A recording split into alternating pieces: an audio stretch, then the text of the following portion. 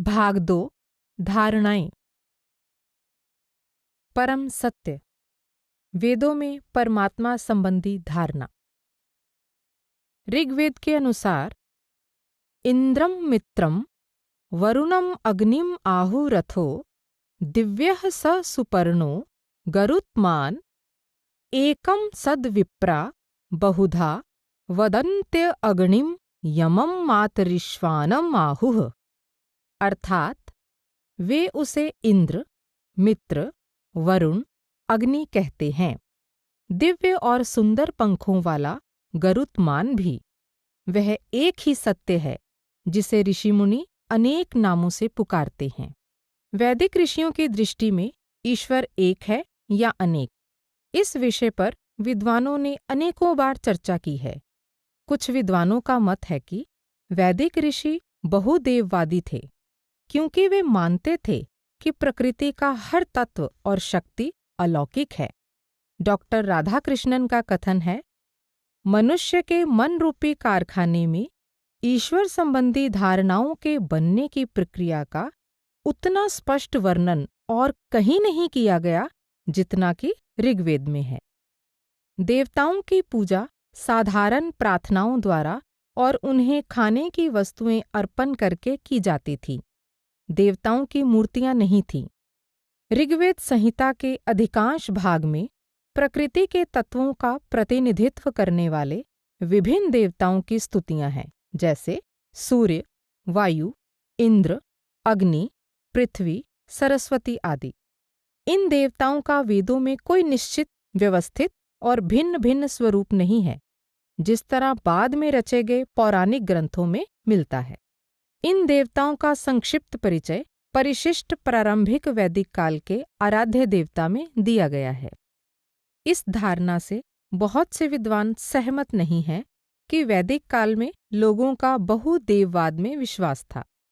विशेष तौर पर दार्शनिक, वेदों के प्रसिद्ध अनुवादक और आर्य समाज के संस्थापक स्वामी दयानंद सरस्वती की मान्यता है कि वैदिक काल के आरंभ में लोग एकेश्वरवादी थे, यानी उनकी धारणा थी कि परमात्मा एक है, हालांकि उनकी धारणा अस्पष्ट और पुरातन रही होगी। उनका कथन है, चारों वेदों में कहीं भी बहुदेववाद का संकेत नहीं मिलता, बल्कि इस बात का स्पष्ट वर्णन है कि परमात्मा एक है। अपने ज्ञान और विद्वत्ता के लिए प्रसिद्ध भारत के समाज सुधारक राजा राम मोहन राय के अनुसार वैदिक देवता परमात्मा के गुणों के प्रतीक थे। कांची कामकोटि पीठ के शंकराचार्य श्री चंद्रशेखरेंद्र सरस्वती इस धारणा को स्पष्ट करते हुए कहते हैं, ऋग्वेद का आरंभ और अंत अग्नि सूक्त से होता है। इसके आरंभ में और अंत में भी अग्नि का वर्णन होने के कारण कुछ लोग सोचते हैं कि इस वेद का उद्देश्य अग्नि पूजा है, परंतु यह कहना अधिक उचित होगा कि अग्नि से अभिप्राय है आत्मिक चेतना का प्रकाश, यानी आत्मा के जागृत होने का प्रकाश। हालांकि ऋग्वेद के अंतिम सूक्त का संबंध अग्नि से है, लेकिन इसमें सभी को प्रेरणा देने वाले सूक्त हैं। समानी व आकुतिः समाना हृदयानि वः समानमस्तु वो मनो यथा वः सुसहासति। अर्थात सबके मन में समता का भाव हो, उनके विचारों में कोई विरोध ना रहे, सबके हृदय एक होकर प्रेम से भर जाएं, सबका लक्ष्य एक हो, सभी एक ही उद्देश्य की प्राप्ति के लिए आनंदपूर्वक जीवन जिएं। इन्हीं शब्दों को ऋग्वेद के अंत में दिया गया है। एक अन्य विद्वान और योगी श्री अरबिंदो घोष ने वैदिक मंत्रों के देवताओं को मनुष्य की विभिन्न शक्तियों का प्रतीक माना है, जैसे सूर्य बुद्धि का प्रतीक है और अग्नि इच्छा शक्ति का। यास्क संस्कृत के एक व्याकरण शास्त्री थे। उन्होंने निरुक्त की रचना की है, जो संस्कृत भाषा के शब्दों के वर्गीकरण, उनके मूल स्वरूप और अर्थ को स्पष्ट करने वाला ग्रंथ है। इसमें विशेष तौर पर वैदिक ग्रंथों के संदर्भ में कुछ शब्दों के निश्चित अर्थ को स्पष्ट करने की कोशिश की गई है। यास्क ने अपने प्रसिद्ध ग्रंथ निरुक्त में कहा है कि परमात्मा एक ही है, वह पृथ्वी पर अग्नि के रूप में, अंतरिक्ष में इंद्र के रूप में और आकाश में सूर्य के रूप में प्रकट हैं।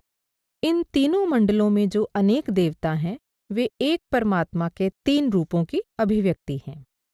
सरसरी तौर पर वेदों के मंत्रों का अध्ययन करने पर ऐसा लग सकता है कि वैदिक काल के लोग बहुदेववाद में विश्वास रखते थे, लेकिन गहराई से देखा जाए तो स्पष्ट हो जाता है कि वे लोग परमात्मा के स्वरूप, गुण, लीला और शक्ति के आधार पर कई नामों से उस एक ही परमात्मा की आराधना करते थे। अलग अलग आस्थाएं। ईश्वरवाद, परमात्मा में विश्वास होना, वह सिद्धांत जो परमात्मा के स्वरूप और उसके सृष्टि के साथ संबंध पर प्रकाश डालता है। अनीश्वरवाद, परमात्मा में विश्वास ना होना। एकेश्वरवाद, एक ही परमात्मा में विश्वास, यानी यहूदी धर्म, ईसाई धर्म और इस्लाम के अनुयायियों का ऐसा विश्वास है। बहुदेववाद, बहुत से देवताओं में विश्वास, यानी प्राचीन मिस्र, बेबीलोनिया, प्राचीन यूनान और रोम में प्रचलित मत। एकैकाधी देववाद, परमात्मा को सर्वोच्च मानते हुए साथ ही अन्य देवताओं के अस्तित्व को भी मानते हैं, यानी जैसे मैक्स मुलर आदि कुछ विद्वान मानते हैं कि हिंदुओं का ऐसा विश्वास है। अद्वैतवाद, जिसमें ये मान्यता है कि परमात्मा एक है जो कई स्वरूप धारण करके प्रकट होता है, यानी मुख्य रूप से हिंदुओं का ऐसा विश्वास है। उदाहरण के तौर पर मैत्रायणी उपनिषद में कहा गया है कि अग्नि, सूर्य आदि अमर एवं निराकार परम सत्ता का ही प्रकट रूप है। वैदिक ऋषि मुनि अग्नि को केवल जलाने वाली आग के रूप में ही नहीं देखते थे, बल्कि अग्नि को परमात्मा का प्रकट रूप मानते थे।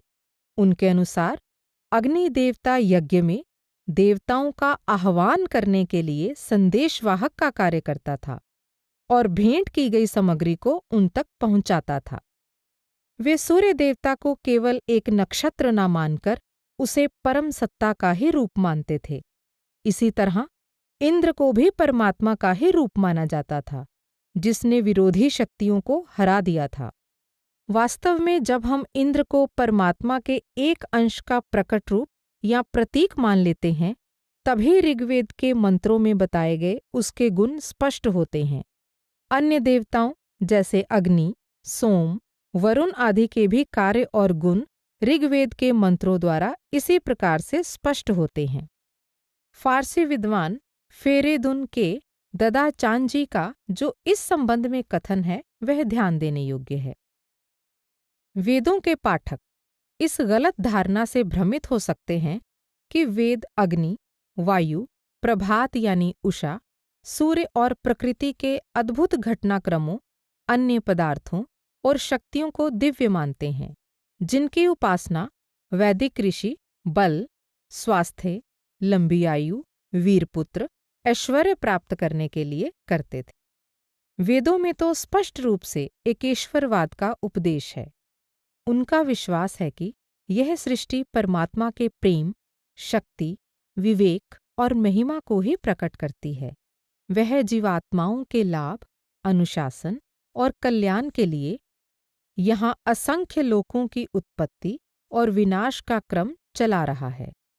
ऐसा प्रकृति के अटल नियम के अनुसार, यानी जिसे वेदों में ऋत कहते हैं, और कर्म सिद्धांत के अनुसार ही हो रहा है। महात्मा गांधी भी इसके बारे में ऐसा ही मत देते हैं।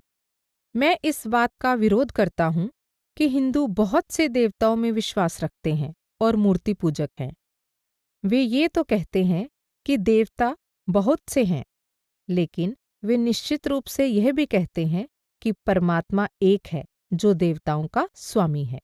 इसलिए ये कहना उचित नहीं है कि हिंदू बहुत से देवताओं में विश्वास रखते हैं। यह सारी उलझन इसलिए पैदा हुई है क्योंकि अंग्रेजी भाषा में देव या देवता के लिए गॉड से बेहतर कोई अन्य शब्द नहीं है। इस प्रकार हम देखते हैं कि भिन्न भिन्न दिव्य शक्तियों का वर्णन करने के लिए किया गया गॉड शब्द का प्रयोग ही सारी दुविधा का कारण है। इसी विचार के अनुरूप प्रोफेसर क्लॉस के क्लॉस्टरमेयर कहते हैं हिंदुओं का यह देव परमात्मा नहीं है। अधिक से अधिक देव शब्द का अनुवाद अलौकिक हस्ती के रूप में किया जा सकता है। मूल रूप में इसका अर्थ है चमकता हुआ, असाधारण। इस तरह हम देखते हैं कि देव शब्द का संबंध हर उस वस्तु से है जो अलौकिक है। वैदिक धर्म में देव शब्द का प्रयोग सीमित रूप में किया गया है, हालांकि वहां भी इसकी तुलना परमात्मा से नहीं की गई है, बल्कि अलौकिक शक्तियों से ही की गई है। कुछ लोग मानते हैं कि सभ्यता के आरंभ में लोगों की अव्यावहारिक कल्पना और सहज विश्वास के कारण उन्होंने प्रकृति की शक्तियों को दिव्य मान लिया। हालांकि मंत्रों में इससे कहीं अधिक गहराई है। वैदिक मंत्रों में आध्यात्मिक एक रूपता दिखाई देती है। एक ही परमात्मा की पूजा भिन्न भिन्न स्वरूपों में होती थी। हमारा यह विचार वेदों के कुछ छुटपुट मंत्रों पर ही आधारित नहीं है, बल्कि मंत्रों में अनेक बार आने वाले कथनों पर आधारित है। उदाहरण के लिए, आगे दी गई स्तुति में अग्निदेव को सभी देवताओं के समान माना गया है। किसी दिव्य विभूति के कितने नाम हैं और कौन सा लिंग है, इससे कोई फर्क नहीं पड़ता। सभी उस एक परमात्मा के ही रूप हैं। त्वम अग्न इंद्रो वृषभा स्ताम असि त्वम विष्णोर उरुगायो नमस्यः। त्वं ब्रह्मा रैविद् ब्रह्मणस्पते त्वं विधर्तः स चसे पुरंधया। त्वं अग्ने राजा वरुणो धृतव्रतस्त्वं मित्रो भवसि दस्म ईडयः। त्वं अर्म्या सत्पतिर्यस्य संभुजं त्वं अंशो विदथे देवभाजयुः। त्वं अग्ने रुद्रो असुरो महोदिवस्त्वं शरधो मारुतं पृक्ष ईशसे। त्वं वातैर्रुणैर्यासिः शङ्गयस्य त्वं पूषा विधतः पासिनुत्मना। ईशिषे त्वं अग्ने द्रविणोदा अलङ्कृते त्वं देवः सविता रत्नधा असि। त्वं भगो नृपते वस्व ईशिषे त्वं पायुर्दमे यस्ते अविधत। त्वं अग्ने अदितिर्देव दाशुषे त्वं होत्रा भारती वर्धसे गिरा। त्वमीडा शतहिमासी दक्षसे त्वं वृत्रहा वसुपते सरस्वती। अर्थात, हे अग्निदेव, आप इंद्र हैं, नायकों के नायक हैं। आप सबके प्रशंसनीय शक्तिशाली सर्वव्यापी विष्णु हैं। हे ब्रह्मणस्पति, आप शक्ति संपन्न ब्रह्म हैं। हे पालनहार, आप अपने विवेक से हमारा पालन करते हैं। हे अग्निदेव, आप व्रतों को धारण करने वाले राजा वरुण हैं। आप दुष्टों का नाश करने वाले सबके स्तुत्य मित्र देवता हैं। आप नायकों के नायक, सबको समृद्धि देने वाले अर्यमा हैं। आप ही स्वर्ग लोक के असुर रुद्र हैं। आप अन्न के अधिपति और मरुतों के बल हैं। आप ही पूषा देव हैं, जो भक्तों की रक्षा करते हैं। आप बहुमूल्य वस्तुएं प्रदान करने वाले सवित्री देव हैं। आप ही धन के अधिपति भगदेव हैं। हे अग्निदेव, आप आहुति देने वालों के लिए अदिति हैं। हे धन के अधिपति, आप वृत्र के संहारक और सरस्वती हैं। ऋग्वेद के अनुसार, त्वं अग्ने वरुणो जायसे यत् त्वं मित्रो भवसि यत् सम्मिद्धः। त्वे विश्वे सहस्पुत्र देवास्त्वं इन्द्रो दाशुषे मरत्याये। ऋग्वेद में आगे समझाते हैं, अर्थात, हे अग्निदेव, प्रकट होने पर आप वरुण देव हैं। प्रज्वलित होने पर आप देवता मित्र बन जाते हैं। हे शक्तिपुत्र अग्निदेव, संपूर्ण देवता आप में ही स्थित हैं। इसी प्रकार वरुण को संबोधित एक मंत्र में ऐसा प्रतीत होता है कि वरुण के अतिरिक्त कोई अन्य देवता है ही नहीं। इदं कवेरा आदित्यस्य स्वराजो विश्वानि सांत्यभ्यस्तु महना। अति यो मंद्रो यजथाय देवः सुकीर्तिं भिक्षे वरुणस्य भूरेः। नमः पुरा ते वरुणोत नूनम उतापरम तु विजात ब्रवाम त्वे हि कम पर्वते नाश्रितान्य प्रच्युतानि दूलव्रतानि। अर्थात, मैं स्तुति करता हूँ स्वयं प्रकाशमान प्रबुद्ध देव की, जिनकी महिमा का सदैव गुणगान होता है। हे विविध शक्ति संपन्न वरुण देव, जो भी आपकी महिमा गाता है आपका प्रिय हो जाता है। मैं आपका याचक हूँ। हे सर्वशक्तिमान प्रभु, हम आपकी महिमा गाते रहे हैं और सदैव आपकी महिमा गाते रहेंगे। हे नित्य शाश्वत प्रभु, आप पर हमारा विश्वास पर्वत के समान अचल है। सुप्रसिद्ध भाषा शास्त्री और पूर्व की संस्कृति के विद्वान जर्मनी के प्रोफेसर मैक्स मूलर यह देखकर हैरान रह गए कि वेदों के अनेक मंत्रों में जिस देवता को संबोधित किया गया है उसे ही सर्वोच्च सर्वशक्तिमान मानते हुए उसकी महिमा की गई है। ऐसी महिमा किसी एक देवता की नहीं, बल्कि अनेक मंत्रों द्वारा कई देवताओं की गई है। ऐसा माना जाता था कि ये देवता अपने अपने ढंग से एक ही उद्देश्य को पूरा करने में लगे हुए हैं। उदाहरण के लिए, अग्नि देवता अग्नि द्वारा दुष्ट आत्माओं को दूर रखता था और इंद्र देवता यही कार्य बिजली गिराकर करता था। भिन्न भिन्न देवताओं के ऐसे ही गुण बताए गए हैं। चूंकि यह बहुदेववाद की धारणा से मेल नहीं खाता था, इसलिए प्रोफेसर मैक्स मूलर ने इसके लिए एकैकाधि देववाद शब्द का प्रयोग किया, ताकि वेदों में दी गई ईश्वर संबंधी धारणा में और यहूदी धर्म, ईसाई धर्म और इस्लाम के पारंपरिक एकेश्वरवाद में अंतर स्पष्ट किया जा सके। मैक्स मूलर के एकैकाधि देववाद से वेद बहुत ऊपर हैं, जैसे कि वैदिक विद्वान प्रोफेसर AC बोस स्पष्ट करते हैं। इन कथनों से जो पहली बात स्पष्ट होती है वह है एक देवता के स्वरूप को दूसरे देवता में देखना या विभिन्न देवताओं को एक रूप में देखना, जैसे अग्नि। और जो दूसरी बात स्पष्ट होती है वह है सभी देवताओं को उस एक दिव्य स्वरूप एकम, तत्सत आदि के रूप में मानना। इस तरह उस एक परमात्मा की कई नामों और स्वरूपों में उपासना ही वेदवाद है। वह कहते हैं कि परमात्मा के बारे में वेदों की धारणा को केवल एकैकाधि देववाद का ही नाम नहीं दिया जा सकता, क्योंकि यह बहुत अधिक सूक्ष्म और गूढ़ है, किसी भी प्राचीन या आधुनिक विशिष्ट धारणा से कहीं अधिक विकसित है। नासदीय सूक्त। सृष्टि का गीत कहलाए जाने वाले नासदीय सूक्त यानी सुंदर कथन या विवेकपूर्ण कथन या स्तुति गीत के प्रसिद्ध स्तोत्र में कहा गया है कि उस परमात्मा का अस्तित्व हमेशा से रहा है और वह असीम है।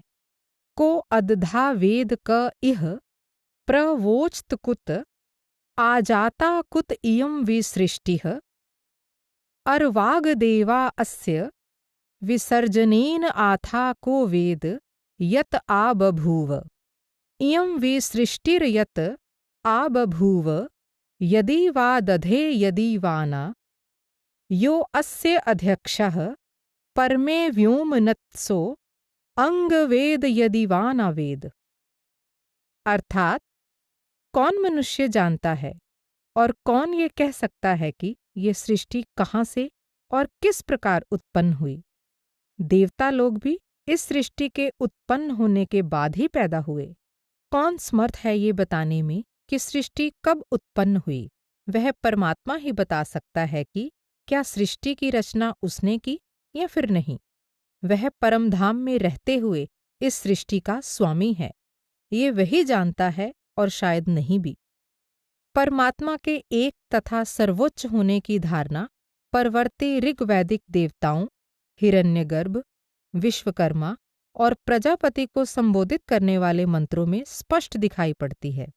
उदाहरण के लिए, हिरण्यगर्भ को संबोधित एक मंत्र में कहा गया है, यो देवेशवधि देव एक आसीत कस्मै देवाय हविषा विधेम। अर्थात, वही देवताओं का स्वामी है, अन्य कोई नहीं। हम आहुति द्वारा और किस देव की अर्चना करें? विश्वकर्मा का यह स्तोत्र संकेत करता है कि बाकी सभी देवताओं का इतना महत्व नहीं था।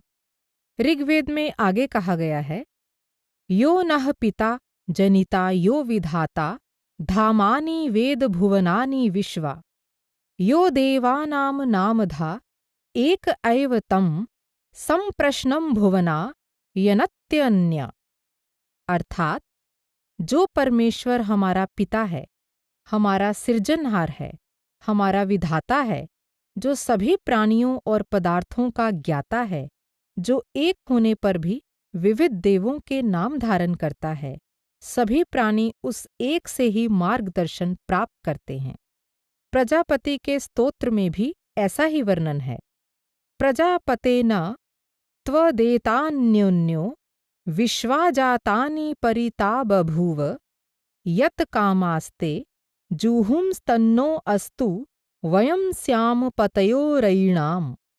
अर्थात, हे देव प्रजापति, आपके अतिरिक्त अन्य कोई भी ऐसा नहीं जो सभी जीवों की रक्षा कर सके। हमारे हृदय में जो कामनाएं हैं उन्हें पूरा कर दो। हम आपको पुकारते हैं, हमारी प्रार्थना स्वीकार करो। वैदिक ऋषि इस बात पर बल देते थे कि परमात्मा एक है, अद्वितीय है।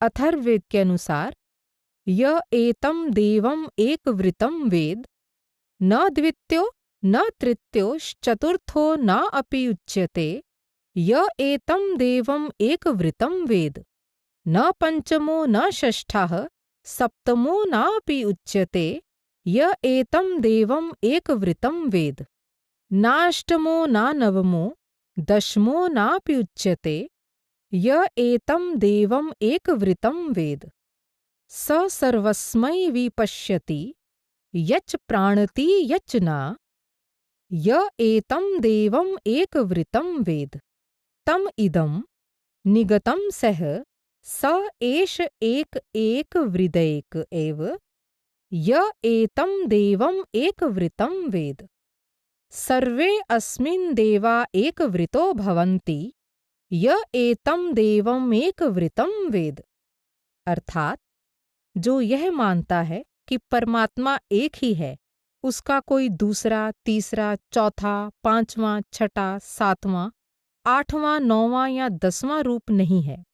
वह जड़ और चेतन सभी की देखभाल करता है। वह सर्वसमर्थ है। वह एक ही है। सभी उसमें एक रूप हैं। केवल वही एक है। उसी में संपूर्ण देवगण एक हो जाते हैं।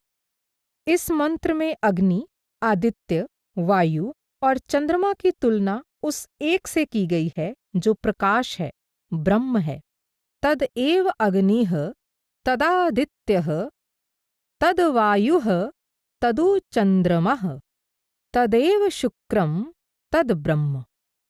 अर्थात, वही अग्नि है, वही आदित्य है, वही वायु है, चंद्रमा भी वही है, प्रकाश वही है, वह ही ब्रह्म है। वह एक परमात्मा सर्वव्यापक है। उतो समुद्रौ वरुणस्य कुक्षि उतास्मिनल्प उदके निलीनः। अर्थात, वह सभी समुद्रों में व्याप्त है और नन्ही सी जल की बूंद में भी वह विद्यमान है।